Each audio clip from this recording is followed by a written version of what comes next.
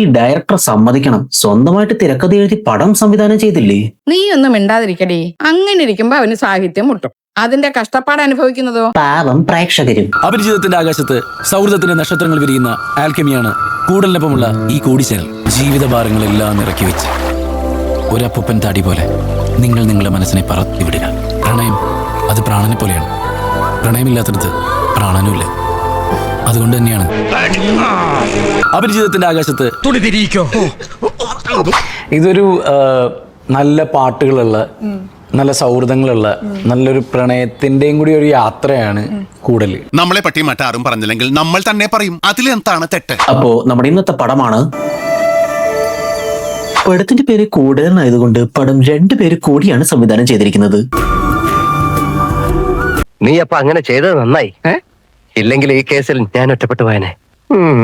So പടം തുടങ്ങുന്നത് new ഇയറിന്റെ അന്ന് ഹിമ എന്ന പെൺകുട്ടി ഹോസ്റ്റലിൽ സൂയിസൈഡ് ചെയ്തു എന്ന് അറിയിച്ചുകൊണ്ടാണ്. അപ്പൊ പോലീസ് ചോദ്യം ചെയ്യുമ്പോൾ ഈ ചേച്ചി പറയും സൂയിസൈഡ് ചെയ്ത ഹിമ ഈ ട്രാൻസ് വ്യൂമൻ ആയ അഞ്ജുവുമായ റിലേഷനിലായിരുന്നു. ആൻഡ് അന്ന് രാത്രി ഈ ചേച്ചി ആ ചേച്ചിക്കിട്ടൊരെണ്ണം പൊട്ടിച്ചാർന്നു. പക്ഷെ അത്ഭുതം എന്ന് പറയട്ടെ, നെക്സ്റ്റ് ഡേ ന്യൂസ് റിപ്പോർട്ടേഴ്സ് പറയും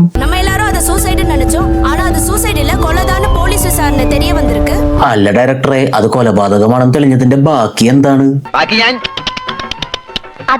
അതൊക്കെ ഞാൻ കള്ളാസിൽ എഴുതി പോക്കറ്റിൽ വെച്ചിട്ടുണ്ട്. അതായത് അതൊരു തെളിവൊന്നുമില്ലടാ. ചില എഴുത്തുകാരൊക്കെ അങ്ങനെയാ പരമപിള്ള. മനസ്സിലൊരു മെയിൻ ഐഡിയ ഉണ്ടാകും, ബട്ട് ബാക്കി പ്ലോട്ടിനൊന്നും ജസ്റ്റിഫിക്കേഷൻ കാണില്ല. എന്നിട്ട് അഞ്ജുവിനെ അറസ്റ്റ് ചെയ്ത് കൊണ്ടുപോകും. അവിടുന്ന് 1 വർഷത്തിന് ശേഷം ലൈല നിമ്മിയെ വിളിച്ചിട്ട് പറയും, ഞാൻ ക്യാമ്പിങ്ങിന്റെ പേജിലെ ഗീവ് അവേയിൽ നിന്നെ മെൻഷൻ ചെയ്ത ഓർമ്മയില്ലേ? അതെന്താ അവളെ ഗിവ് അവേ കൊടുക്കാൻ പോവുകയാണോ? അങ്ങനെ അട്ടപ്പാടിയിലെ ന്യൂ ഇയർ ക്യാമ്പിലേക്ക് ഒരു ഇൻസ്റ്റാ പേജ് വഴി ഇവർക്ക് ഫ്രീ എൻട്രി കിട്ടും. കേട്ടപാതി കേൾക്കാത്തപാതി ചേച്ചിമാർ പെട്ടിയും കിടക്കിടത്തിറങ്ങും. വരൂ, ഇനി ബസ്സിലെ കുറച്ച് തമാശകൾ കേട്ട് പുളകം കൊള്ളാം. കണ്ണാപ്പിയിലെ ഫോളോ ചെയ്തോളാം. കണ്ണാപ്പിയല്ല, കണ്ണൻപി. വലിയ തമാശക്കാരനല്ലേ? പക്ഷെ എനിക്ക് തമാശ ഇഷ്ടമല്ല. തമാശ പറയുന്നതിന്റെ മൂട്ടിൽ ഞാൻ പടക്കം വെച്ച് പൊട്ടിക്കും. അപ്പൊ അട്ടപ്പാടി ക്യാമ്പിലേക്ക് നമ്മുടെ ബസ്സിൽ നോക്കിയപ്പോ തലവരെ നീങ്കളാ. Good morning ladies and gentleman, I am back. പിന്നെ പടത്തിന്റെ ഹൈലൈറ്റ് എന്താന്ന് വെച്ചാൽ എന്തെങ്കിലും ഇമോഷൻസ്, അതായത് വിഷമം, സന്തോഷം, എക്സൈറ്റ്മെന്റ്, അങ്ങനെ വികാരം എന്തുമായിക്കൊള്ളട്ടെ കാണിക്കാനൊന്നും വയ്യ. And director be like, sir നമ്മുടെ ഈ പ്ലോട്ടിന്റെ ഫ്രഷ്നെസ് ആൻഡ് അവരുടെ എക്സൈറ്റ്മെന്റ് ഒക്കെ ഒന്ന് കാണിക്കാൻ. ഇതിനൊക്കെ വേണ്ടി സിറ്റുവേഷൻ ഒക്കെ എഴുതാൻ മെനക്കെട, അവരെ കൊണ്ട് അതങ്ങ് പറയിപ്പിച്ചാൽ മതി. പരിചയമില്ലാത്ത കുറെ ആളുകൾ ഒരുമിച്ച് ഒരു ദിവസം ഒരു സ്ഥലത്ത്. വെറൈറ്റി എക്സ്പീരിയൻസ് ആയിരിക്കും അല്ലേ? എനിക്ക് നല്ല എക്സൈറ്റ്മെന്റ് ഒക്കെ ഉണ്ട്. പിന്നെ എങ്ങനാന്നറിയില്ല, കറക്റ്റ് ബസ്സിൽ തന്നെ നാടൻ പാട്ട് പെർഫോം ചെയ്യുന്ന ആൾക്കാർ വളരെ റാൻഡമായിട്ട് കയറിയിരിക്കുന്നു. സിനിമ ബസ് യാത്രക്കാരുടെ ഒക്കെ ഒരു ഭാഗ്യം. പിന്നെന്ത് സംഭവിച്ചു എന്ന് പ്രത്യേകം പറയണ്ടല്ലോ. ഡയറക്ടർ സാറേ, ഈ പാട്ടും KSRTC ഫീലും ഒക്കെ പ്രേക്ഷകരിലേക്ക് എത്തിക്കാൻ അവരെ കൊണ്ട് പറയിപ്പിച്ചാ മതി. യഥം വലം നോക്കാതെ ചെയ്തിരിക്കും. KSRTC ബസ് അട്ടപ്പാടി ചുരം നാടൻ പാട്ട് പൊളി വൈബായിരിക്കുമല്ലേ. അങ്ങനെ പാട്ടും പാടി അട്ടപ്പാടിയിലെ ബിപിൻ ബ്രോയുടെ ക്യാമ്പിൽ എത്തിയ ഉടനെ ബ്രോയുടെ ഉള്ളിലെ സാഹിത്യ സിംഹം പുറത്തേക്ക് ചാടി വീഴും. ഇവിടെ നീയില്ല, ഞാനില്ല. ഞാനില്ലേ? അത് ഞാനല്ല, ഞാൻ എവിടെയോ ആണ്. ആർട്ട് ഡിപ്പാർട്ട്മെന്റിന്റെ കാര്യമാണെങ്കിൽ പിന്നെ പറയണ്ട. 10 രൂപ കൊടുത്തപ്പോ 1000 രൂപയുടെ പണിയെടുത്ത ടീമാണ്. നിന്റെ അമ്മൂമ്മയുടെ പിന്നാലെ ഒരോളമായിക്കോട്ടെ എന്ന് കരുതി. അതിന്റെ ഇടയിൽ നെറ്റ്വർക്ക് റേഞ്ച് ഇല്ലെന്നും പറഞ്ഞ് ഈ പെൺകുട്ടി വിഷമിക്കുമ്പോ ബോബി എത്തും. അതല്ലേ സിക നമ്മുടെ ഈ കൂടലിന്റെ ഏറ്റവും വലിയ പ്രത്യേകത. ഈ നിമിഷത്തിലെങ്കിലും നമുക്ക് നമ്മളായിട്ട് ജീവിച്ചൂടെ? എനിക്ക് വയ്യ. അതെന്താ എനിക്ക് വയ്യ? അത് തന്നെ. അല്ല പിന്നെ അവന്റെ ഒരു കോണായടി. എന്നിട്ട് ഇവര് 2 പേരും സംസാരിച്ചോണ്ടിരിക്കുമ്പോ അതിന്റെ ഇടയില് ഇത്രയൊന്നും പ്രതീക്ഷിച്ചില്ലല്ലേ? താങ്ക്സ്. നീ എവിടെന്നാണ് വന്ന മരഭൂതമേ? എന്നിട്ട് അവൻ തുടങ്ങും. ഇനി എന്തൊക്കെ കാണാൻ കിടക്കുന്നു? ഈ അട്ടപ്പാടി എന്ന് പറയുന്നതേ ജസ്റ്റ് കണ്ടുപോകാനുള്ള സ്ഥലമല്ല, അത് അനുഭവിച്ചറിയാനുള്ളത്. ആനമൂളി തുടങ്ങി ആനക്കെട്ടി വരെ നീളുന്ന ആർക്കും പിടിതരാത്ത വല്ലാത്തൊരു നാട്. ഇവിടെ ഒരിടത്ത് മഞ്ഞ് പെയ്യുമ്പോ മറ്റൊരു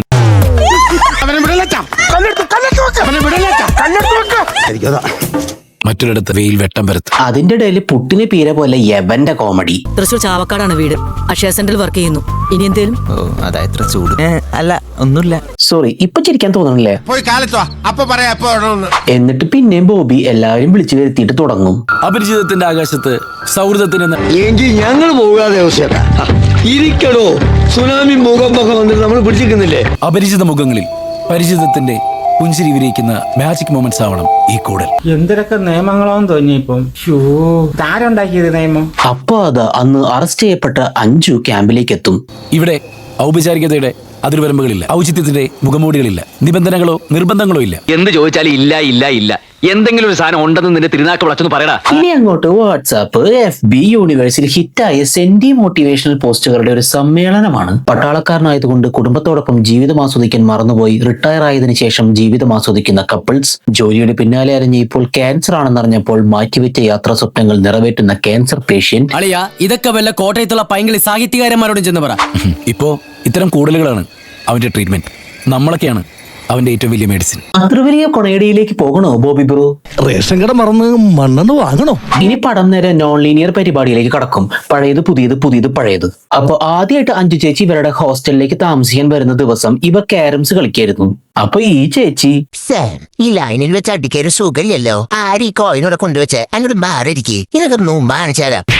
നീ കളിച്ചോ. പിന്നെ ബാക്ക് ടു അട്ടപ്പാടിയില് അഞ്ജു ചേച്ചി ഇവരോട് സംസാരിക്കാൻ ട്രൈ ചെയ്യുമ്പോ അതിന്റെ ഇടയിൽ മുതല് നല്ല ടീമാ. നിങ്ങൾ പരിചയക്കാർ മാത്രം സംസാരിക്കാനാണ് പിന്നെ ഇതിന്റെ ക്യാമ്പിന് വന്നത്. നിങ്ങൾ 3 ആളില്ലേ? എന്നാ 3 ആൾക്ക് ട്രിപ്പ് പോയിക്കൂടായിരുന്നോ? ഇനി ഇവൻ ജീവിച്ചിരിക്കുന്നതിൽ അർത്ഥമില്ല. എന്നിട്ട് ഷസാമണൻ എന്താ ഇവരുടെ പ്രശ്നം എന്ന് ചോദിക്കുമ്പോ ഷസാമണനോട് ഇവരുടെ കഥ പറയും. അഞ്ജു ഇവരുടെ കൂടെ താമസിക്കാൻ വരുന്നു, ഇവരുടെ ഫ്രണ്ട്ഷിപ്പ് തകരുന്നു, ഹിമയും അഞ്ജുവും റിലേഷനിലാകുന്നു, അവർ തല്ലുകൂടുന്നു. ഓ, തുടങ്ങി രണ്ടും കൂടെ. ഇന്നിപ്പോ എന്താണ് അവ കാരണം? അപ്പൊ ലൈല ചേച്ചി പറയും, നീ ഒന്നും ഇങ്ങോട്ട് വന്നേ, ഇതിങ്ങനെ വിട്ടാ പറ്റില്ല. ഇപ്പൊ കിട്ടടാ. ഇപ്പൊ കിട്ടും. എല്ലാം ഞങ്ങൾ ഷെയർ ചെയ്യുമായിരുന്നു. ഈ അടുത്തായിട്ട് ഇവിടെ എന്തൊക്കെയോ മറച്ചു വെക്കുന്നുണ്ട്. നീങ്ങ വന്നേ, ഇത് അവര് തമ്മിൽ തീർത്തോളും. വെറുതെ ഇരുന്ന പാവത്തിനെ വിളിച്ചു വരുത്തിയിട്ട് പിന്നെ വീണ്ടും ബാക്ക് ടു അട്ടപ്പാടി കൊണയടി. ജീവിതഭാരങ്ങളെല്ലാം ഇറക്കി വെച്ച് ഒരപ്പൂപ്പൻ താടി പോലെ നിങ്ങൾ നിങ്ങളുടെ മനസ്സിനെ പറത്തിവിടുക.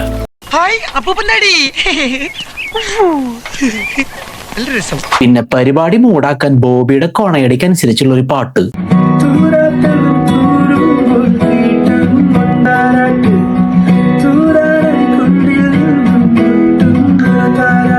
പാട്ടിന്റെ ഇടയിൽ പുഴക്കരികിൽ ലൈല പടുത്തുയർത്തിയ കൽക്കൂന മറിഞ്ഞു വീഴും. ഈശ്വര, ഇതെങ്ങനെ ബോബി കണ്ട? ലൈല, ഇതേപോലെയൊക്കെ തന്നെ നമ്മുടെ ജീവിതം. ആണോ?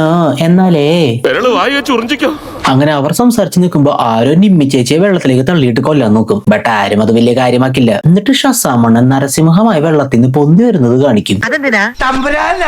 എന്നിട്ട് ഗുൽമോഹറിനോട് അഞ്ജുവിനെ പറ്റി ഇവരുടെ കഥ പറയും. സോ കഴിഞ്ഞ കൊല്ലം ന്യൂ ഇയറിന് ഹിമയും അഞ്ജുവും ഹിമയുടെ പുറകെ നടക്കുന്ന ഒരുത്തന്റെ പേരും പറഞ്ഞ് തല്ലുകൂടിയായിരുന്നു. അപ്പോ ലൈല ചേച്ചി വന്നിട്ട് പറയും, ബാക്കി വഴക്കും ബഹളമൊക്കെ അടുത്ത വർഷമാവാം. ഏത് ഡിസംബർ 31 ഇനി അടുത്ത വർഷം കാണാമെന്ന് പറഞ്ഞിട്ട് പിരിയുന്ന ഐറ്റം. എന്നിട്ട് കേട്ടാൽ ആരും തുള്ളി കളിച്ചു പോകുന്ന കിടിലം പാർട്ടി സോങ് വെച്ചിട്ടുള്ള ഇവരുടെ ന്യൂ ഇയർ പരിപാടി.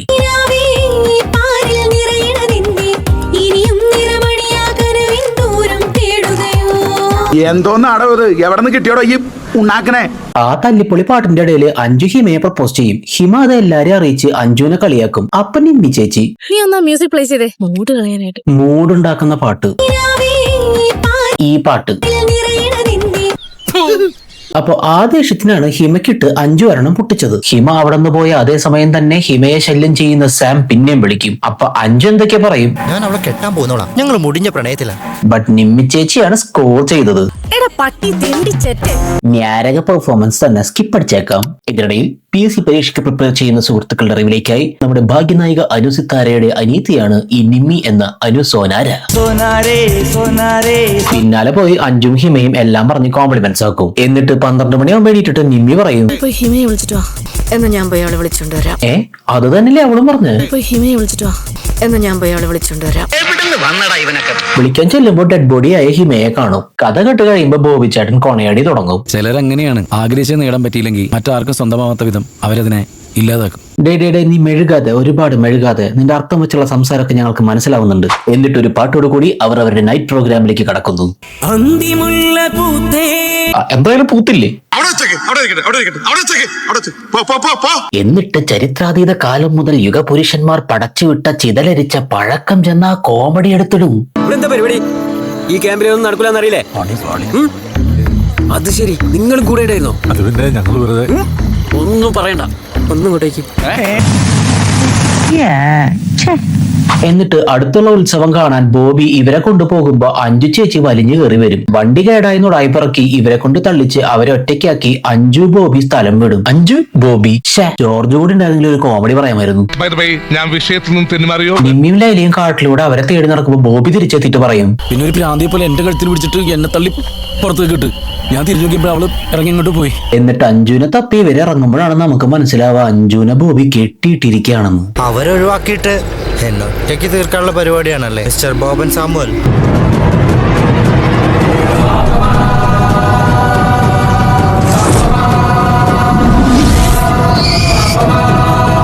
അപ്പൊ സംഭവം എന്താന്ന് വെച്ചാ ബോബി എന്ന ബോബൻ സാമുവൽ ടോക്സിക് ആയോണ്ട് അവനുമായി ഹിമച്ചേച്ചി ബ്രേക്കപ്പ് ചെയ്ത് കോയമ്പത്തൂരിലേക്ക് വന്നു. ഈശ്വര, ടോക്സിസിറ്റി ആൻഡ് അതിനിടയിൽ സാഹിത്യ കൊണയടിയും. ഇങ്ങനെയാണെങ്കിൽ നിനക്ക് അപ്പിടാൻ പോലും സമയം കിട്ടിക്കാണില്ലല്ലോ. എന്നിട്ടും ന്യൂ ഇയർ നൈറ്റിൽ പ്രപ്പോസ് ചെയ്യാമെന്ന് വിളിച്ചപ്പോഴാണ് ചേച്ചിമാരുടെ പെർഫോമൻസ്. ഈ ചേച്ചിമാരുടെ 2 ഡയലോഗിൽ ട്രിഗറായ ബ്രോ വീട്ടിൽ കയറി വന്ന് ഹിമയെ കഴുത്തു ഞെരിച്ചു കൊന്നു തെളിവൊന്നുമില്ലാതെ അവളെ കെട്ടിത്തൂക്കിയിട്ട് തിരിച്ചു പോന്നു.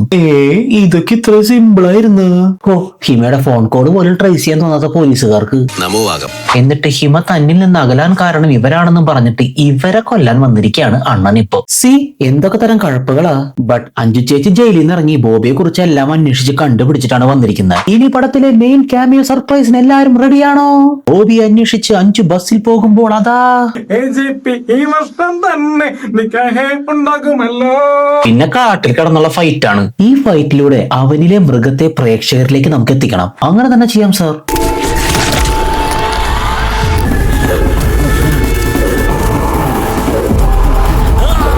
ഇതൊക്കെ വീണ് കിട്ടുന്ന ഭാഗ്യങ്ങളാണ് മാസ്റ്റർ. ഒറിജിനൽ ഫൈറ്റേഴ്സിനെ വെച്ച് കോറിയോഗ്രാഫി ചെയ്യുന്ന സീക്വൻസിനേക്കാൾ എന്ത് സ്റ്റൈലായിട്ടത്. പിന്നെ ചേച്ചിമാര് 3 പേരും ചേർന്നിട്ടുള്ള ഫൈറ്റ്. എന്നിട്ട് അവർ ബോബിനെ അവിടെ കൊന്നിട്ടിട്ട് പോയിട്ട് കുറച്ച് കഴിയുമ്പോ അട്ടപ്പാടി എന്ന് പറയുന്നതേ ജസ്റ്റ് കണ്ടുപോകാനുള്ള സ്ഥലമല്ല. ബട്ട് പടത്തിനേക്കാൾ ബിബിൻ ബ്രോ അഭിനയിച്ച് തകർത്തത് പടത്തിന്റെ ഈ പ്രൊമോഷണൽ ഇന്റർവ്യൂലാണ്. ഇപ്പൊ കൂടുതൽ ഒരുപാട് ഈ പറഞ്ഞ സസ്പെൻസ് ആയിട്ടുള്ള പല കാര്യങ്ങളുണ്ട്.